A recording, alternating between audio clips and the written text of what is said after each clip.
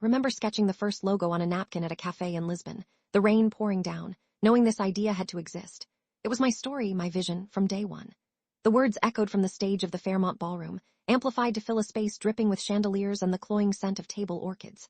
Wesley, my business partner, stood in the spotlight, accepting the Innovator of the Year award. His face was a perfect mask of humble genius. As he walked past our table, clutching the heavy glass trophy, his eyes met mine, glittering with triumph. I leaned in just enough for him to hear me over the applause. I believe you have a meeting with my council tomorrow. We met at a startup incubator 5 years ago. I was the designer, the one with the vision for a user experience so intuitive it felt like breathing.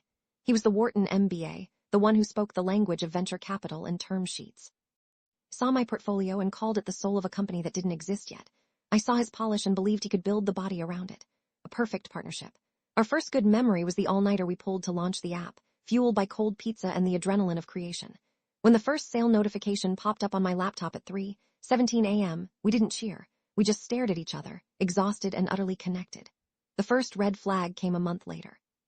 In a pitch to a small angel investor, he took a core concept of mine, a phrase I'd spent weeks refining, and presented it as a spontaneous insight he'd had that morning. I felt a prickle of unease, but rationalized it. He was the salesman. He was just doing his job. The first 2 years were golden. We secured our Series A funding from the Sterling Group and got a 2-page spread in TechCrunch. We celebrated with a bottle of Lafroig 16 in our new, sterile Batower's office on King Street West. I designed, I created, I built the team of developers and artists who brought my ideas to life. Wesley handled the money, the board, the investors. Focus on what you do best, Zara, he'd say. Let me handle the noise. It sounded like protection. I slowly realized it was insulation. He started taking solo meetings. He referred to my team in interviews. I was giving the company its heart, and he was methodically cutting off its circulation to me. I was the visionary, but he was becoming the vision. The discovery was an accident, a boring administrative mistake. Automated email from Stripe, our payment processor, was mistakenly forwarded to the general info address instead of his private finance alias. The subject line was confirmation of transfer. The amount was $87,500. The recipient was a holding company I'd never heard of, W Enterprises LLC. It was a quiet Tuesday in November. I felt the air in my office grow thin and cold. That night, I began my own due diligence. I hired a forensic accountant, a sharp, no-nonsense woman named Ms. Petrov, who worked remotely from Zurich. For the next 7 weeks, I lived a double life. By day, I was the creative partner, brainstorming brand expansions. By night, I was a quiet archivist, duplicating server data, cross-referencing every invoice against our accounts payable, using a shared admin login to trace the digital breadcrumbs. Ms. Petrov guided me through encrypted chats. Each new discovery widened the scope of the betrayal. It wasn't one transfer. It was 17 of them, a systematic siphoning of nearly $150,000 over 18 months. The worst part was where the money went. He wasn't just stealing. He was reinvesting. He'd used our money to hire a top-tier PR firm to build his personal brand, positioning himself in the media as the singular, visionary founder of our company. He was stealing my money to steal my identity. The breaking point came at a dinner with our key investors at a Michelin-starred restaurant called Oriole. The conversation turned to our new marketing push. Wesley, swirling a glass of Cabernet, cleared his throat. He announced he was spearheading a new founder's story initiative to humanize the brand. Zara is a phenomenal creative director, a true asset. He smiled at me across the table, a placating, empty gesture. But a brand needs a single, clear voice. The market connects with a visionary, a singular narrative. My narrative is what got us this far, and it's what will take us to the next level. Investors nodded, their faces reflecting the soft candlelight. They were buying it. In that moment of profound, silent humiliation, watching him erase me from my own history, the plan began to form. It wasn't a hot-blooded desire for revenge. It was a cold, clear, structural imperative. I noticed a small detail. He was wearing a custom lapel pin of our logo, a design I'd hand-drawn in my Lisbon notebook. An absurdly trivial thing that would, in the end, become his undoing. My first call was to a corporate lawyer named Vance, a man who spoke in calm, lethal certainties.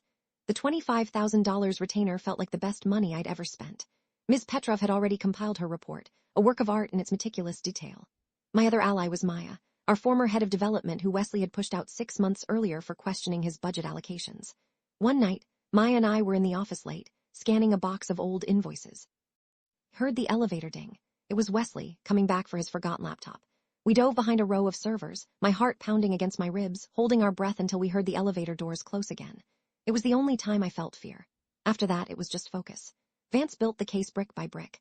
The evidence was irrefutable. We had Petrov's full forensic report detailing 17 fraudulent transfers, complete with transaction IDs and timestamps. We had the bank statements from W Enterprises. Had the chain of emails from Wesley to the PR firm, explicitly outlining the sole founder strategy and paid for with invoices matching the stolen funds. We had the server logs with the original file creation dates for the brand concepts he now claimed were his. Maya provided a sworn affidavit about Wesley's verbal instructions to minimize my contributions in all public-facing materials. Then came the ironic coincidence, the beautiful, fatal detail. I found the original receipt for the lapel pins on Etsy. Attached to it was the email conversation with the artisan.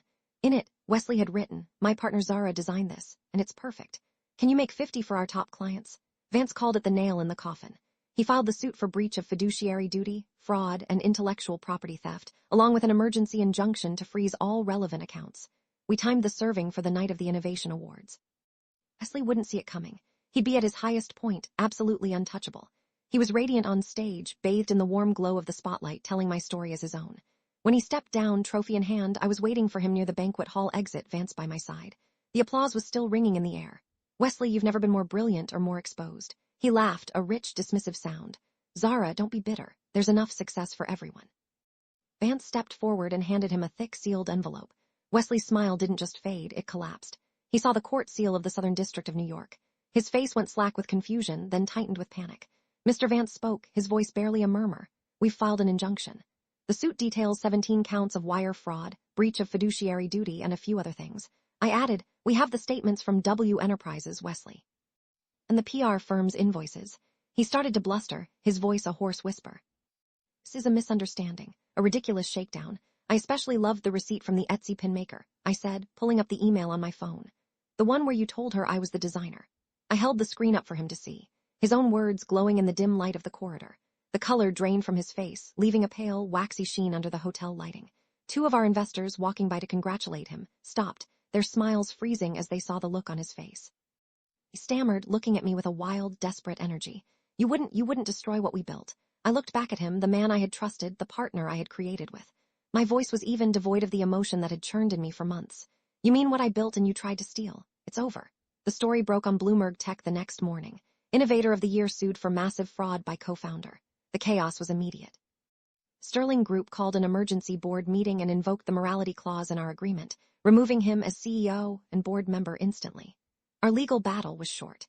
Faced with the mountain of evidence, he settled to avoid criminal charges. He was forced to sign over his entire 50% stake in the company to me.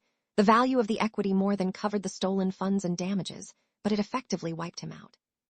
Was left with nothing but his debts and his tarnished name. 6 months later, a friend sent me a screenshot of his new LinkedIn profile. Wesley Thorne, growth strategy consultant. The photo was a cheap, poorly lit headshot, the tailored suit replaced by a wrinkled shirt. The truly painful image came a month after that in the background of an acquaintance's Instagram story. It was Wesley sitting alone at a Starbucks, hunched over a laptop. He looked tired. He looked small. I rebranded the company, stripping away his sterile corporate aesthetic and infusing it with the vibrant, human-centric design I'd always envisioned. Last week, I secured our Series B funding on my own terms, in a boardroom overlooking the city from the 57th floor. The peace I feel now isn't a victory lap. It's a quiet, earned calm. I was on a podcast yesterday when the host asked me for the company's origin story. I smiled. I remember sketching the first logo on a napkin at a cafe in Lisbon, the rain pouring down, knowing this idea had to exist. It was my story, my vision, from day one. And this time every word was true.